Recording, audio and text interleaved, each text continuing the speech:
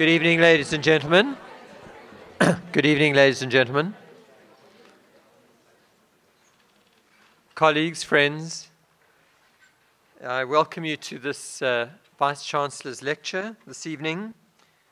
The Vice-Chancellor's Open Lecture Series was established to enable members of the university, but also visitors from outside, but from the academy, to share their experience and to share their knowledge and to share their research with the university generally, but also with members of the public. These are open lectures. We view them as one of the ways in which UCT gives back to the community and connects with the community. So I welcome all of you, and particularly those from outside the university. There are many distinguished guests amongst you this evening, and I cannot name each of you, but I do want to single out one special guest and extend a welcome to her, and that is one of my predecessors, Dr. Mampela Rampele, who in fact was the Vice-Chancellor at the time when the Children's Institute was established by our guest speaker this evening, Emeritus Professor Marian Jacobs, and you'll hear more about that story, no doubt. But a special welcome to you, Mampela, and thank you for joining us this evening. Tonight's guest speaker, Emeritus Professor Marian Jacobs, a previous Dean of this Faculty of Health Sciences from 2006 to 2012, will be talking to us on the title Children on the Front Page. She's eminently qualified and experienced to speak on this topic. She has championed children's rights, child rights, and engaged with children's organizations and children's movements throughout her career, always guided by her love for children.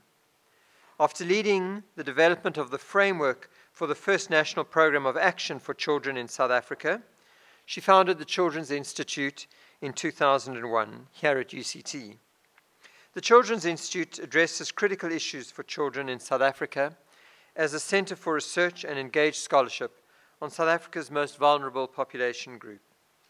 Established 15 years ago by Marian, she was the founding director, and it's really a privilege to have with us this evening also the three subsequent directors who have followed her, and they are Maylene Shunking, Shirley Pendlebury, and the current director, Shanaz Matthews.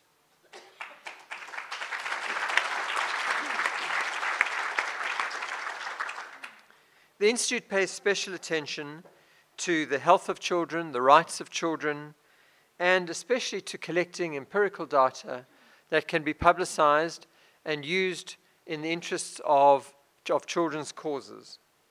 This year, UCT and the Children's Institute are celebrating 10 years of publishing. In fact, this year it'll be 11 years, but towards the end of last year we published the 10th annual South African Child Gauge, which is a publication that collects data on children, children's health, children's rights, the challenges covering education, nutrition, health, and issues of poverty and inequality.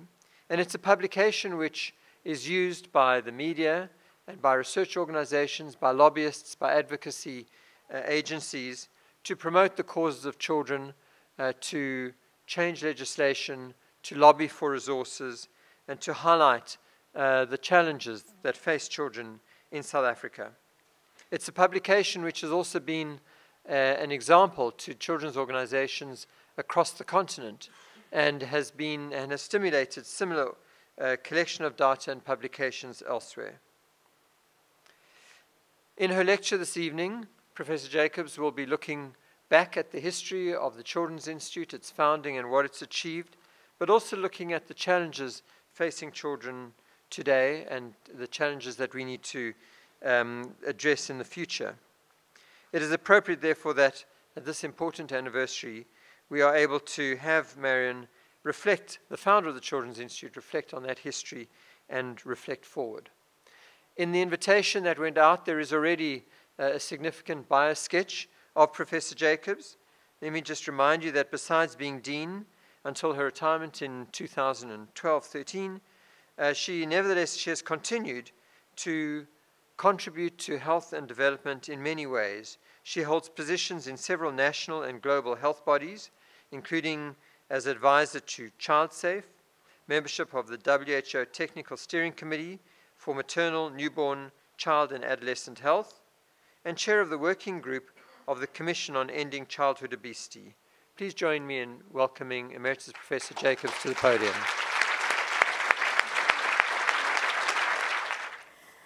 Thank you, Vice-Chancellor. You just gave my lecture. So, Vice-Chancellor Dr. Price, colleagues, friends, comrades, and my family, Tamlin and Keith. Thank you for the privilege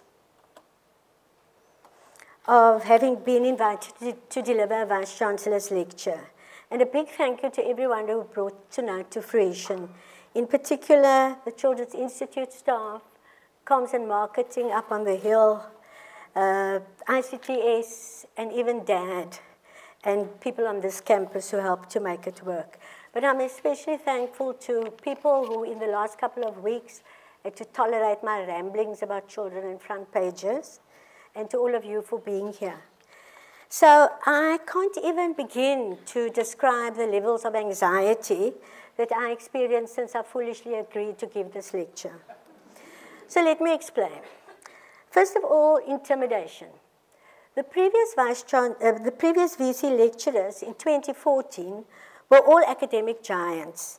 They were globally recognized for their academic stature and also for their contributions to the academy. So here are a couple of them. One guy was called John Barrow, a cosmetologist, theoretical physicist, research professor of mathematical sciences at Cambridge. And then there was Catherine Newman. She's the Senior Vice-Chancellor for Academic Affairs at UMass Amherst, but she has an academic track record that spans Berkeley, Columbia, Johns Hopkins, Princeton, and Harvard. And then there was the amazing Jane Goodall, who not only delivered a brilliant lecture on the occasion of her 80th birthday, but then gave you that wonderful chimp hug, Vice-Chancellor. It's been recorded for posterity. So I could also hug. In fact, I'm pretty good at it. But how intimidating is it for me to have followed those people with that combined intellectual capital, and especially since I'm now more involved with Child Safe and Artscape and animal welfare than with the university. So that was the first issue. The second was the challenge of delivering a lecture. So when you look at the definition of a lecture, they talk about the words teach, instruct, set forth. And lecture makes the assumption that the lecturer, in this case me, has a body of knowledge which I need to transfer to all of you because you don't have that knowledge. That's the assumption. So here's the rub. In this venue this evening, there's an audience with a collective memory and a powerful intellectual capital and vast experience and knowledge about children who have been on the front pages of our history, which far exceeds mine. So to lecture on the topic of children to this audience tonight would not only be foolhardy, but extremely disrespectful. So I can't deliver a lecture. Instead, I'm going to tell you a story. And a story which is actually known to everybody here tonight. And those who know me well know that I love telling stories and often turn relatively minor incidents into a saga. So the event which triggered tonight's saga, as you've heard from the Vice-Chancellor, is marking 10 years of the child gauge. For the past decade, year on year, the Children's Institute has placed children on the front page through the child gauge. It's a flagship publication, which has become a must-read for every institution, organization, or individual involved with children, whether they be in academia or in civil society or at home. So as we congratulate them on this achievement, I think we are mindful that the child gauge represents just a slice in time and in scope of the whole experience of children on the front pages of South Africa's history, a small part of which I'm going to tell you in tonight's story. So the story begins, and it starts with me. When I was a little girl, there were two children who were on the front pages of my favorite books. First, there was Katie. She was a character in the 1872 novel, and I see my people shaking their heads. They remember Katie. And she had a caregiver, Aunt Izzy, who described Katie as being very naughty child. But I was a wimp of a bangbroek, so I revered this adventurous leader of her other little band of followers. And one day, during many of her escapades, she fell out of a tree and landed up being in a wheelchair for many years after that. And in the end, after many, many chapters in the book, Katie not only started walking again, but she also became the sweet and caring person. And then there was Pollyanna. And she was a little girl who became a popular icon for a brand of optimism known as the glad game, which consisted of finding something to be glad about in every situation, however bad. Her course was not dissimilar to that of Katie. She also, in this case, lost her legs in a car accident, declared her gladness that she still had her legs even though they didn't work, and then in the end she started walking again, making everyone around her glad about it. So throughout my childhood, I read each of these books over and over again with great admiration for Katie and also for Pollyanna. They were my heroines, and these were the stories for me of the potential of children for overcoming difficult circumstances with resilience, but always with a happy ending. But this was the fiction of my childhood. And adulthood brought with it the reality of children on the front pages of our history, a story which was very different from the fictional Pollyanna and Katie. These were children who had little reason to play a glad game about the possibility of overcoming their adversity, which was physical, social, emotional, and economic, of course. These stories continue to be told in ways and depth that I can't accomplish tonight. So please indulge me as I attempt to share with you just a little bit of that saga in the hope that my story can be used, as reflected in this quote by Roger Schank of Northwestern University, who was recently cited by Sylvia Vollenhoven in The Journalist. And he writes about stories and says people think in terms of stories. They understand the world in terms of stories that they've already understood. And new events and problems are understood by reference to old stories. And sharing and explaining to others, one also uses stories. But he says, in the end, all we have, machine or human, are stories and methods of finding them and using them.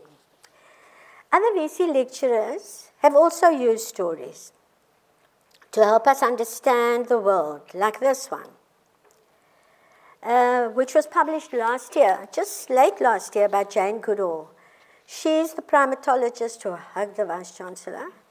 She's an anthropologist, but she's also the UN Messenger of Peace.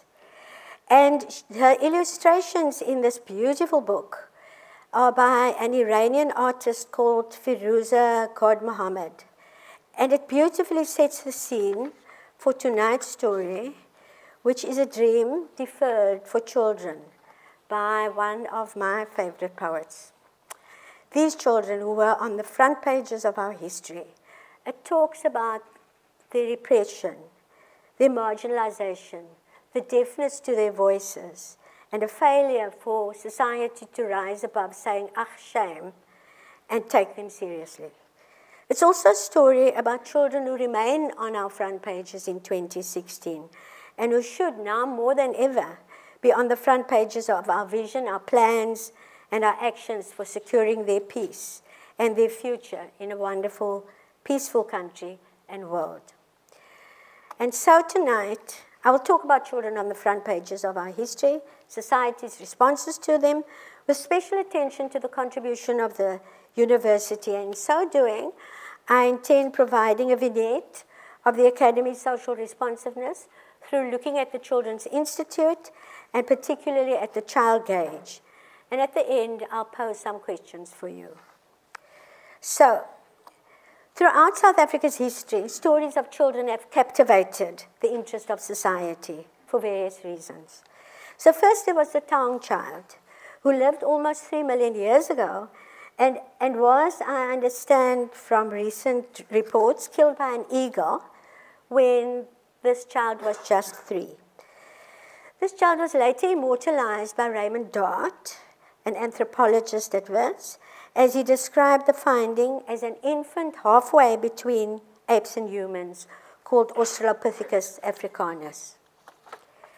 And then there were those children who hardly made the front pages in the telling of South Africa's history, like the slave children who were brought to the Cape in the Dutch ship, the Amersfoort, La Crotois, the niece of the Khoi leader and interpreter Oudshaw Mao, who was taken into the household of Jan van Riebeeck at the age of 10 or 11, probably to work and maybe do other things.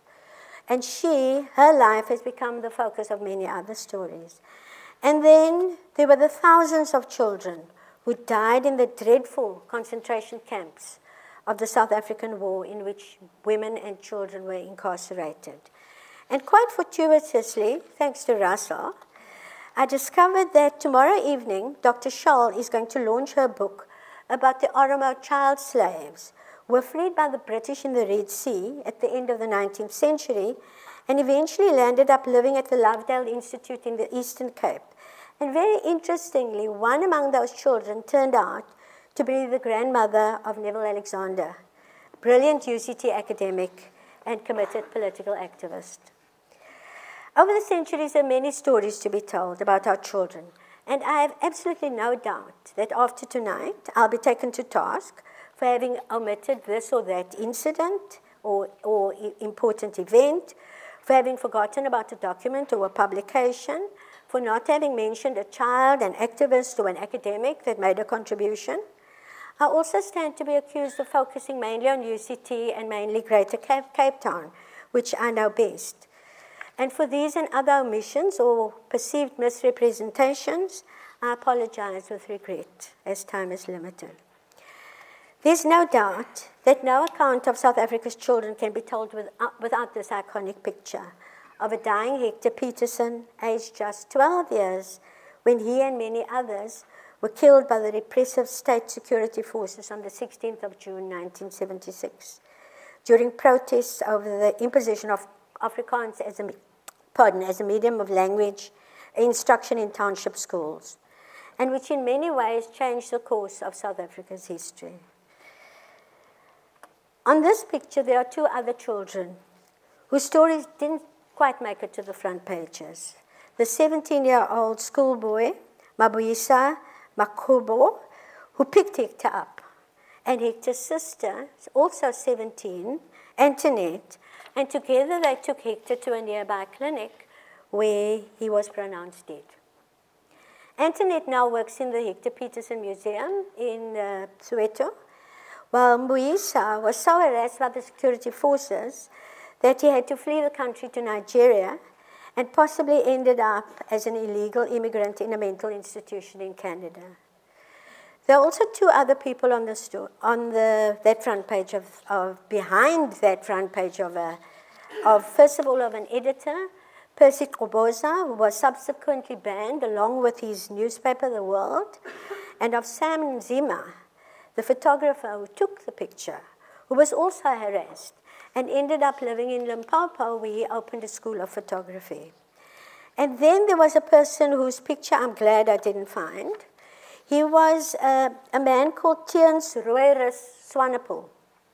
He was a police commander who is believed to have given the command to fire on the school children on that day.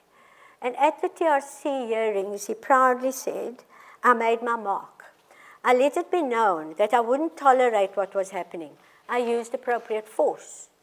In Soweto and so on, where I operated, that broke the back of the organizers. Words that are strangely familiar in 2016, sadly. The picture of Hector Peterson became the iconic image of a brutal state that had no regard for social justice and even less regard for the rights of the society's tiniest people to life and also to enjoyment of childhood. It heralded a period of perpetration of the most horrendous child rights violations against children and also witnessed by them. Society's efforts to capture stories of the injustice and of apartheid and its impact on children through art, poetry, dance, and song unleashed repression of another kind, with the banning of storytellers as well as their creative expressions, such as Omar Bacha's photographic essay of children, which he poignantly dedicated to his baby daughter in his letter to Farzana. He's here tonight, and I want to thank him for South Africa History Online. But imagination...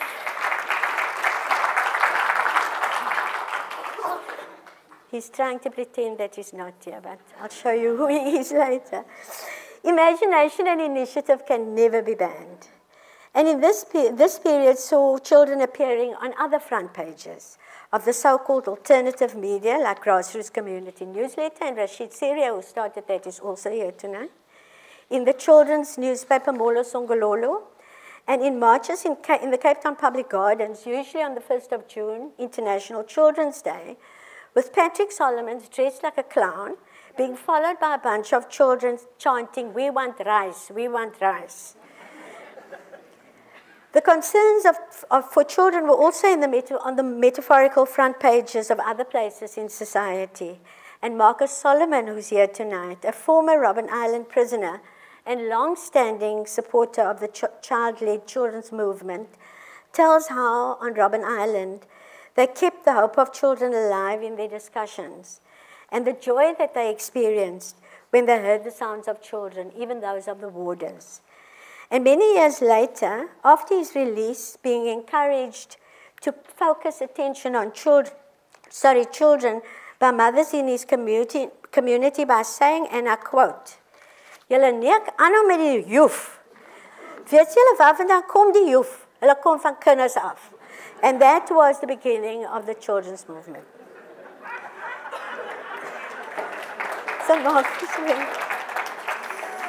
So outside the country, the liberation movement brought the violation of children's rights, captured in this declaration, to the attention of the international community. And in conferences in places like Arusha and also in Zimbabwe and Harare. And in a strange Machiavellian twist, in the midst of the perpetration of the worst abuse of children's rights, the state had the gall to appropriate celebrations in honor of the 1979 International Year of the Child, convened by UNICEF in recognition of the declaration. And this was 1979, where they were celebrating children's rights and at the same time perpetrating the most horrendous violations of that. In the background, universities responded through their academic mandates. Even before this kind of activity had the name or the academic legitimacy of social responsiveness. Individuals and groups in university around the country exposed the atrocities of apartheid, its impact on the systems and structures of society, and also on the most marginalized, the disenfranchised, the poor, and the children. Among these university efforts, the account of one is highly relevant to the story.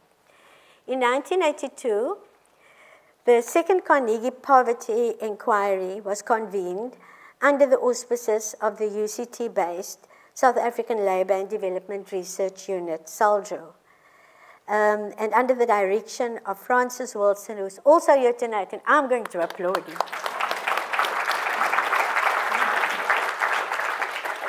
Who I have to say was most ably assisted by Dudley Horner at the time.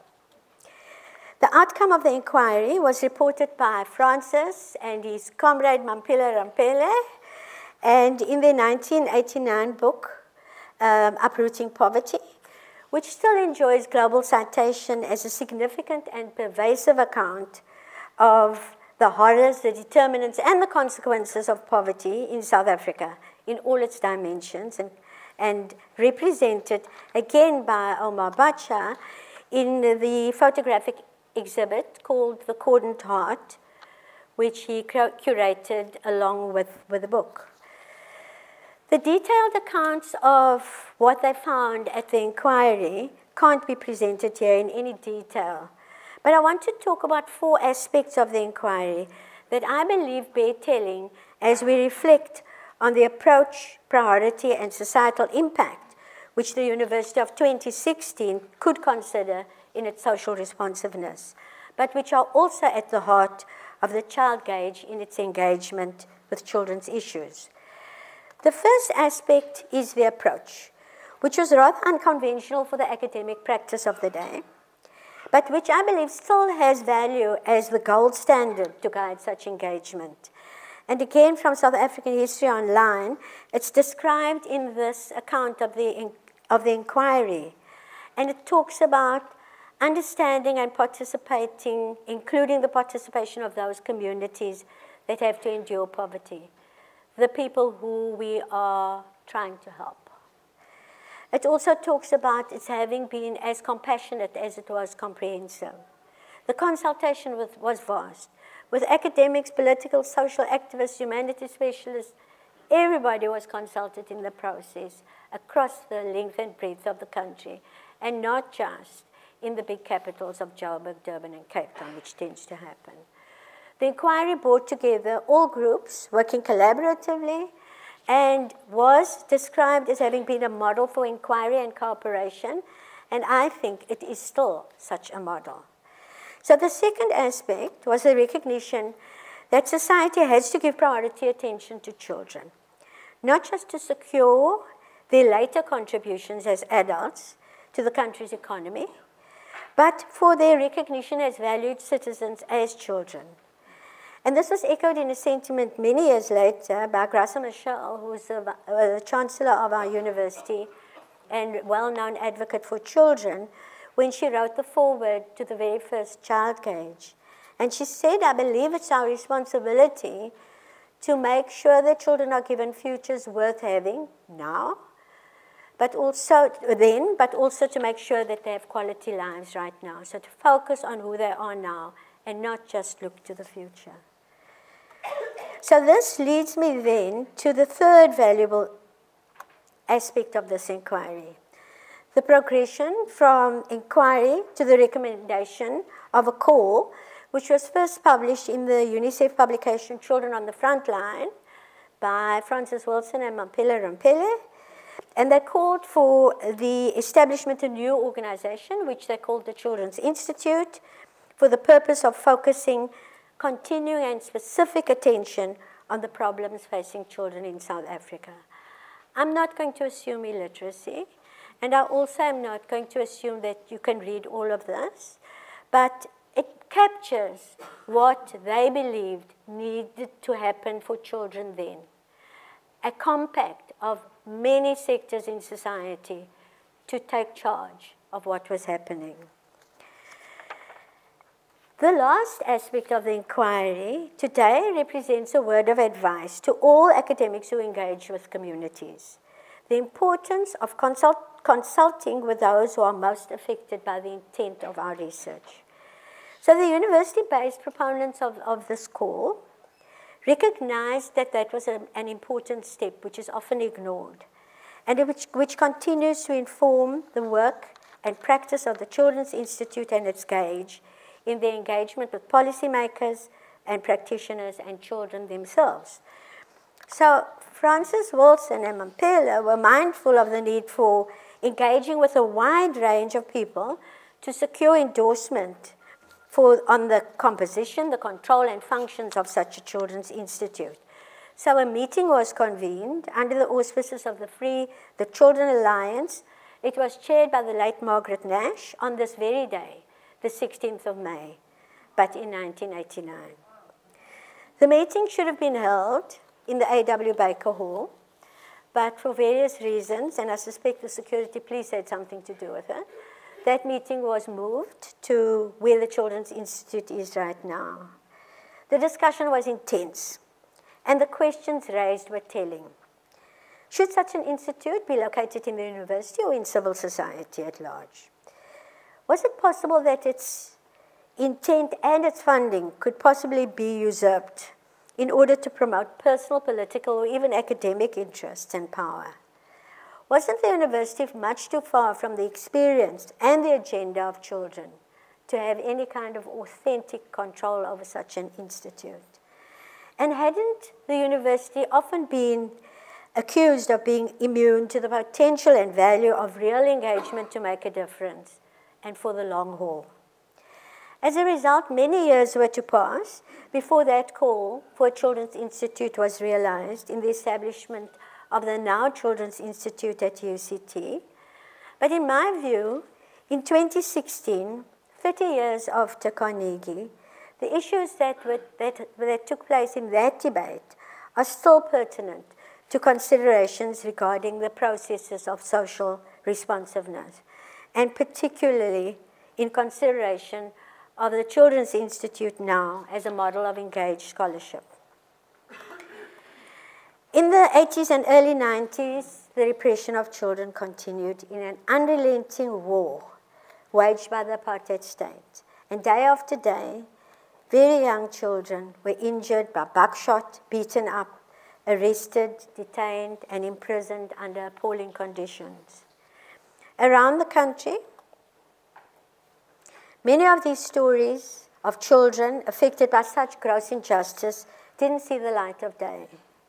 But some have been remembered in installations like this one, which is just a few kilometers from here in Thornton Road in Athlone, which commemorates the three young boys, Jonathan Claassen, who was 19, Sean Mahmoud, who was 15, and Michael Miranda, who was just 11 years old, who were murdered by the security forces in the Trojan Horse incident. This incident became the horrible and very visible front face of the extreme repressive violence perpetrated by the state against innocent children who they perceived as being opponents of apartheid and instruments of resistance in the struggle for justice and democracy.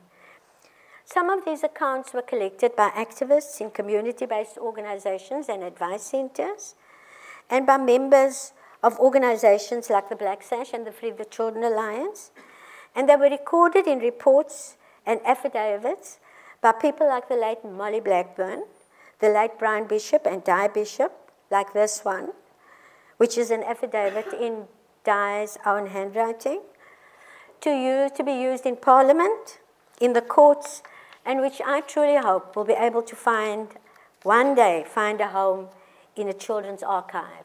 I have that affidavit, and I would like to be able to find a safe home for it. So behind the scenes, new roles emerged for the Academy in its response to the circumstances of children, demanding new skills. Research had to be done quickly. There was no time to wait for a PhD thesis. And it had to be presented in ways that could easily be understood and used by normal people. And again, universities played their part with the compilations of reports such as these from UCT and UWC, and by hosting meetings such as this example, which was convened at WITS by the concerned social workers. These new roles for the Academy gave birth to new forms of multidisciplinary organization within the institution, but it also demanded new skills. It demanded skills in reconnecting with people, writing plain words, which Louis always talks about, relearning about what it means to have authentic engagement, respecting the people with whom one engages through hearing and listening and reflection. So these skills have endured and have also been the hallmark of the Child Cage and the Children's Institute's collaborations. The 1990s brought new hope for children to have their dreams realized through the efforts of NGOs, organizations like the National Committee for the Rights of Children, and the support of UNICEF for the conduct of a situation analysis of children, which is captured in this report on the left, the training manual for the situation analysis, and on the right, the graphic designed by someone who's in this room, which was used to decode the research proposal. This was the People's Guide to a Research Proposal. As a result of all this, No longer did children only appear on the front pages because they were being kissed by politicians in election campaigns, but they were moving on. They were now firmly on the front pages of our national conscience through the ratification of the Convention on the Rights of the Child. They were on the pages of our Constitution, right in the Bill of Rights. In 1996, for the first time, the state-led National Plan of Action for Children was launched, and later, children even had a children's budget, although that was developed by civil society. Laws and policies and plans for the protection and promotion of children's rights followed in the wake of these commitments.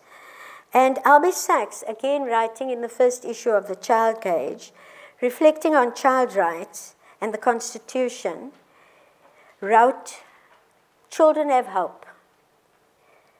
There's no longer any sense of injustice." This was 1996. They laugh, they play, they dream in ways that were impossible for the majority before. They have an identity, a community, a sense of being somebody. We have a wonderful Constitution, so say all of us. And we have to continue to pay special attention to the conditions in which children grow up. But the 90s also brought other policies, less direct in terms of children's experience, but nevertheless very relevant to children's rights to a better life, such as the prescription to expand the traditional academic mandates beyond teaching and research to include social responsiveness, and thus this prescription clearly identified the requirement for a university to contribute to the good of the public. And may I say, its littlest members. They've got to write that in. After a lengthy gestation period, at last, the scene was set for the birth of the Children's Institute, to serve as a bridge between the national concern for children on the one hand and the social responsiveness mandate of higher education on the other. South Africa of 1994 was on a roll. The need for evidence now to guide the detail of new policies and their implementation was critical. In this environment, there was a renewed academic focus on children, and the Child Health Policy Institute was founded and implemented with a purpose, principles, and practices which were to set the stage for the 1987 call of Children on the Front Line to eventually be realized with the establishment of the Children's Institute in 2002. As you heard from the Vice-Chancellor, the Children's Institute aims to promote the rights and well-being of children in South Africa through education, research, communication, and what was called evidence-based advocacy. But we had to call it by its code name, the A word, because there was a strongly expressed view from someone who's in this audience tonight that advocacy was not generally what universities do. In the years since its establishment, the Children's Institute has achieved much, with guidance from a panel of children's scholars, practitioners, and human rights activists, led by the very special Harold Richmond. It was guided through collaboration with other global bodies like UNICEF, national institutions of the state and civil society, and also NGOs, with a dedicated commitment of the university's leadership. And you've heard about Dr. Rampele. She actually got the first grant for us, which was amazing. And also the Vice-Chancellors who followed, Professor Ndebele and Dr. Price. And mostly also through the long-standing support of many development partners like Atlantic Philanthropies, Elmer Philanthropies, and D.G. Murray Trust, and many more. So the achievements of the CI can be the topic of another story, but that's for another day. There can be no doubt that its major success has been a decade of the Child Gauge, a publication which was launched in 2006 to report on progress towards realizing children's rights.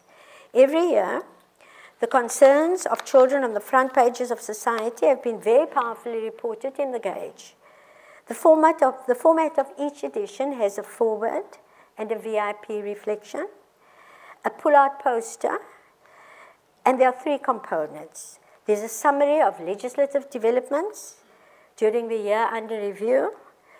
Part 3 is an update on a range of child-centered data to track progress of children over that year.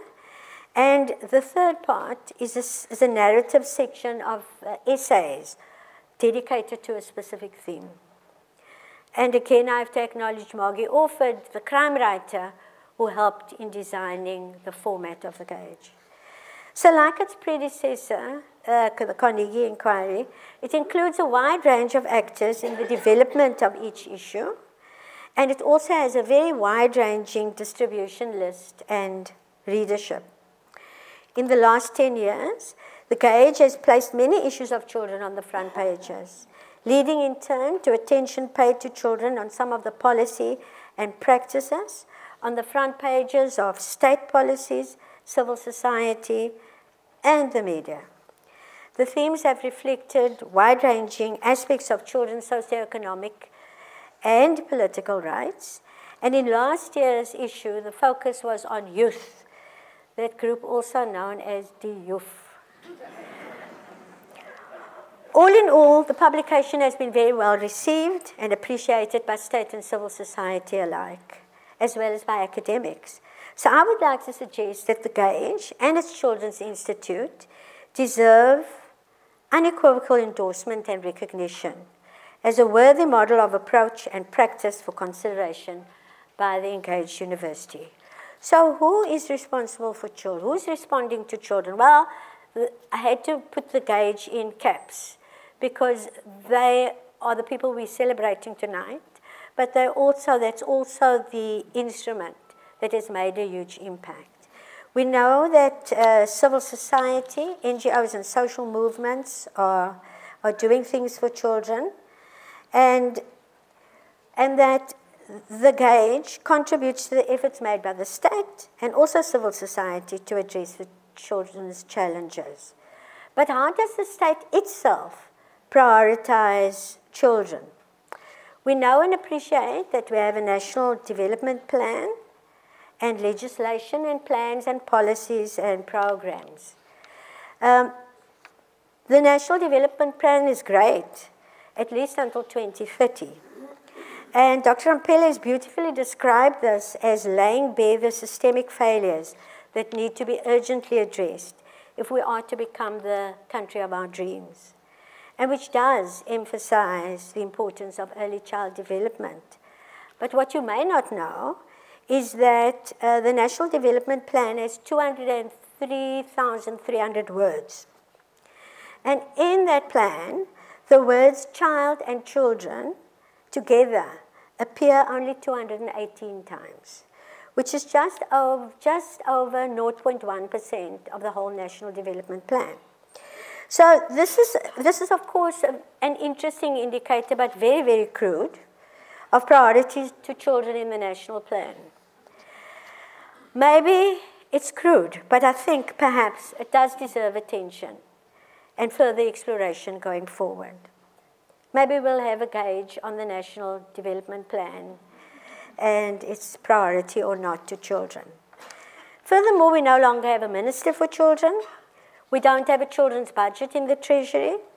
And on the political front, it's very likely that with impending local government elections, we'll soon see our politicians kissing children again, even though they don't feature on any of the party manifestos that I've seen in the popular media in the last week or two. So where are we now? What's the situation of children on our current front pages? Vice-Chancellor, we have a crisis on our hands. Our children are in trouble, and so are we. Not only as custodians for their rights and promoters of their agency as children, but especially with the responsibility to act for them and also with them. Headlines from the pages of the news media in the last couple of weeks tell the very sad story of children living in a society which is wrecked by violence and drugs and disease, of disrupted families, of a crisis in access to quality education and social services, In fact, they tell the stories which are so overwhelming in their profusion, their content, and their emotional impact that they have little possibility of a happy ending. But allow me to just consider 4 themes from the current situation, which are also embedded in the Convention on the Rights of the Child. The first is the right to health, and I borrowed from the pull-out poster, which was in one of the issues of the Child Gauge. Children's health is constantly measured by death. And although children's deaths from diseases like diarrhea, pneumonia, and HIV/AIDS have declined somewhat in recent years, traumatic deaths are now emerging as a new epidemic. Professor Van As tells me that almost 600 children are killed every year as pedestrians. Half that number die in motor vehicle accidents because an adult hasn't restrained them. And an equal number die from burns. And those who live with disfigurement and often with deep mental anguish. So statistics on children's deaths help to measure the scale and depth of children's health problems. But they often hide deaths that go unrecorded, and they also are constrained by the registration process. And most significantly, using death statistics to show the worst situation for children may in fact misrepresent their experience, because for some of them, living under the conditions that they experience on a daily basis may be far worse than dying. And so to development and education, an issue which starts with parents and the environment of the unborn child and moves through the first 1,000 days to early child development, education, and beyond.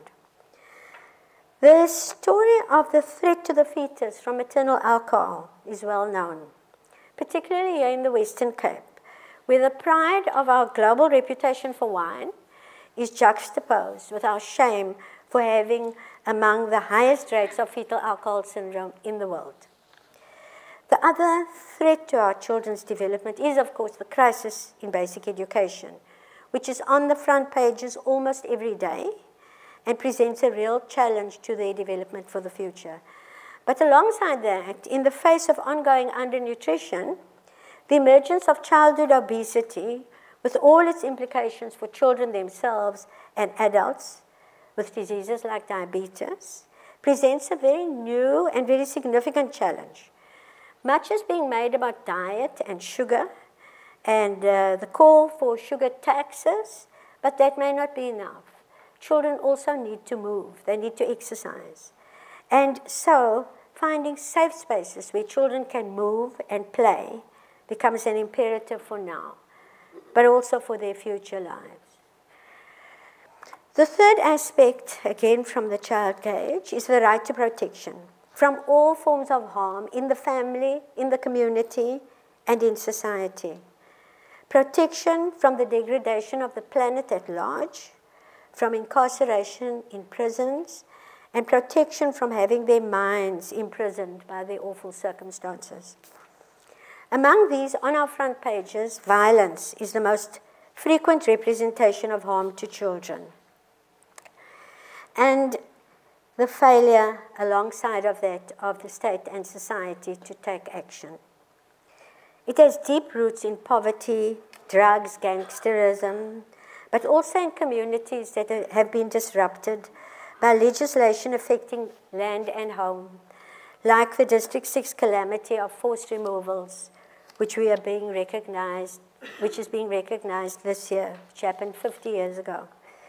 Sadly, too, there's now some suggestion that the gunshot wounds are no longer inflicted on children in the crossfire, but now result from purposeful aiming at them as targets of revenge.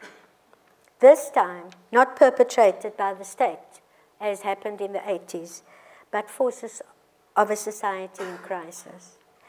And at a far more fundamental level, it's rooted in abusive disciplinary practices, such as those recalled in the TRC report, where the vigilantes of the 80s, like the Vituka of Crossroads, justified the physical abuse of children and youth by calling themselves fathers with responsibility for disciplining them. Today, the legacy of this piece of our history has come to bite us hard, because the legitimacy of the biblical injunction, spare the rod and spoil the child, is still invoked, raising concern about what adults do to children in the name of discipline at home and particularly in schools. So can we as a society really and truly revile the violence which is affecting children in this day and age, when teachers still regard the now illegal corporal punishment in school as an acceptable form of the discipline, and worse, where caregivers like parents still think that a smack on the bum is an okay way to deal with a child who's naughty, who's not behaving the way they would like them to behave. Mothers in Manenberg are taking up the cudgels, and children themselves, like the Rock Girls, are taking the lead against violence. Academic institutions and NGOs are doing their best. But shouldn't we all also be looking at representations of violence in children's books, in television and plays? Shouldn't we be looking for new ways to help them with non-violent means of conflict resolutions, like the innovations that are coming from the ECD field? And most importantly, isn't it time to revive the campaign against smacking? So lastly, to participation. The right of children to participate. The concept of children's rights is powerful, and it's firmly embedded in our Bill of Rights. But the practice often stops short of recognizing children's rights to having a voice, to letting it be heard and taken seriously in matters affecting them. This is one that needs much more attention than simply getting them to hold posters on behalf of their parents with messages for adults. They need to speak for themselves. And we need to listen, because their voices are powerful, their agency is strong, as demonstrated by youth in the dark days of apartheid, who did much to change the course of history and the circumstances of their own lives, albeit much later. So again, an example from the children's movement is interesting. The values of respect for the child as a whole person with different potentialities, capacities and creativities, and experiences and knowledge are infused in the movement's governance, in its projects and activities, and have demonstrated what we know, that we as adults have much to learn from children. So it's really time that we, all of us, including the academy, find ways to listen to them, to learn from them, and particularly to act with them. There's been a very short synopsis of the current situation facing children, which is complex, so I couldn't remotely hope to have covered the detail, nor did I even try to give you the numbers, those hard statistics which captivate people's attention so much. Those can be found in the Child Gauge. There are all the issues in the foyer, and Child Gauge recent issues are also online. So after centuries of having children on front pages, more than 20 years of having had them on the national agenda and in the Constitution, and 10 years of the Gauge at the Children's Institute, I submit that the time has come for serious reflection and a search for answers to some of the important questions about our children and their future, in which the socially engaged university has a role to play. So, what is to be done? As long ago as 2001, Salim Badat, he was then head of the Council for Higher Education and is now at the Mellon Foundation, wrote about the notion of the public good in higher education and posed this question: where's the intellectual contribution to the development of an equitable, just, and humane society? In consideration of the question, I think there's much to be learned from 10 years of the Gauge, which will stand them in good stead for the next 10 years or so, and can also be a guide in contributing to the development of an equitable, just, and humane democracy. First, learning from the past. Perhaps unbeknown to some, and even those in the Children's Institute, the lessons from Carnegie were a powerful inspiration to the Institute and its Gauge. And the questions raised in that discussion, which was meant to be held in the A.W. Baker Hall in Athlone, are as pertinent now as they were then. How do the themes of society and its children get onto the agendas of the university? And how should the university engage with these themes and with people who live and work and play outside of its walls in ways that have meaning? The second is the finding of spaces for innovation in the academy and engaging with many others. In the development of the Gauge, again, each issue has not only relied on the academic resources of the university, but has purposefully aligned that contribution with the resources of other institutions, other people, other organizations who complement that capacity and provide a very grounded and authentic contribution to the reflections, the themes, and the stories. There are opportunities for expanding this kind of collaboration. For example, should the university be paying more attention to engagement with the media, for instance, to partnerships for news sections in the media beyond the Jelly Bean Journal, and in publications which are accessible in both language and particularly cost? And is there a gap in the university's archives which can accommodate the grey literature, the reports, the affidavits, the documents and the photographs that put children on the front pages, and then make such an archive both child-friendly and child-accessible? And for the Children's Institute, has it in fact met the criteria as a model of social responsiveness? And has the Gauge fulfilled that important yawning gap that exists between, on the one hand, the university with all its tomes and theses and reports and peer-reviewed publications, and on the other, the needs of children in the society to which it should be responsive and with which it's meant to be engaged.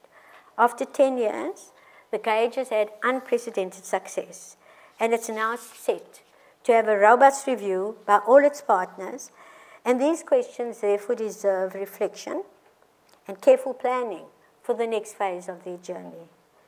I believe that the continued search for that connection between children's experiences and voices and the academic agenda could be the topic of a few PhDs in the short term, but in the longer term could also prove valuable not only to the Gauge and the Children's Institute and the university as a whole, but more importantly to society and its children who are at the very center of its mission. At UCT, there's a good head start of effort to contribute to the public good with a focus on children, which spans decades, starting with children on the front line to children on the front page of the Gauge. Until now, the Children's Institute has carried this responsibility, albeit with limited resources. But there can be no greater legacy for this institution than to have picked up the gauntlet of responsibility for the future by meeting the principles and practice of engaged scholarship by giving dedicated and sustained priority to children. I'm looking at you meaningfully, Vice-Chancellor. But the challenge is a bigger one. And the time has come for all of us, as South Africans, to give serious consideration to meeting our responsibilities to children under the mantle of that very same Constitution, which has been so powerfully shown to hold up through some difficult times recently.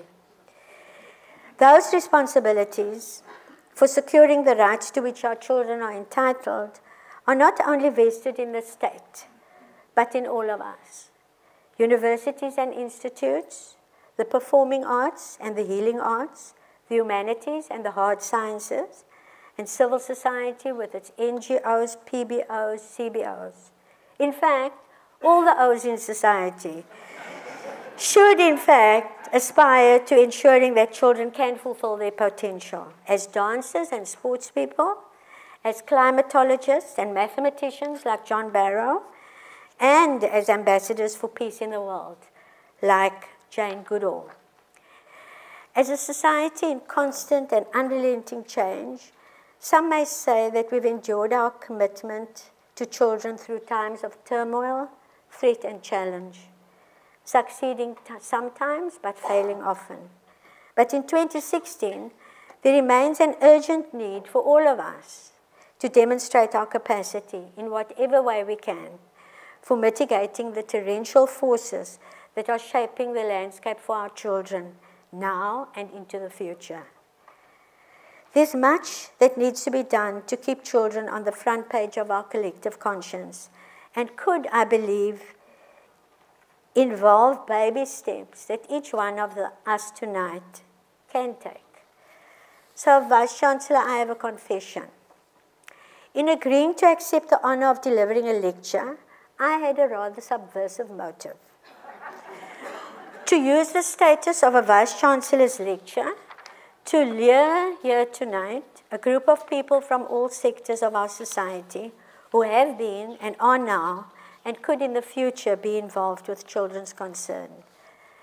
But there was a next part to my plan, and that was then to con them, in fact to con all of you, by not delivering a promised lecture, but rather by simply telling a small part of the story of children on South Africa's front pages.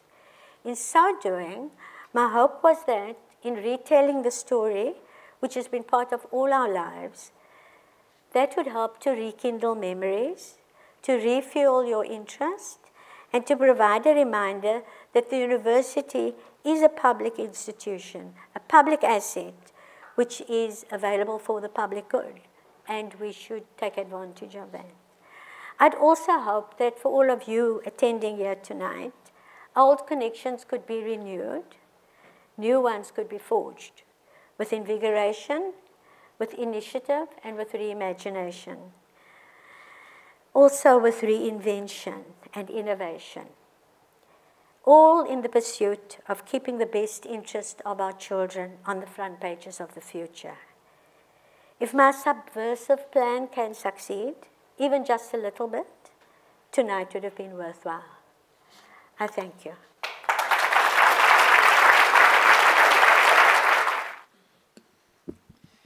Well, thank you, Marian.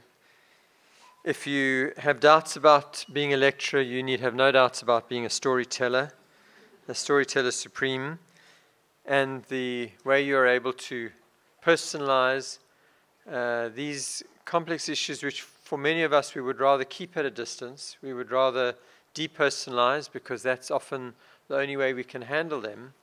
And yet you help us strike that balance that does indeed rekindle memories, remind us of the challenges that are so close to us and which we need to deal with, remind us of the role of the university, its mission of engaged scholarship and the opportunities that we have to do that, and the commitment that we need to renew in supporting the private efforts, the individual efforts, and the institutional efforts of all of us in addressing these challenges.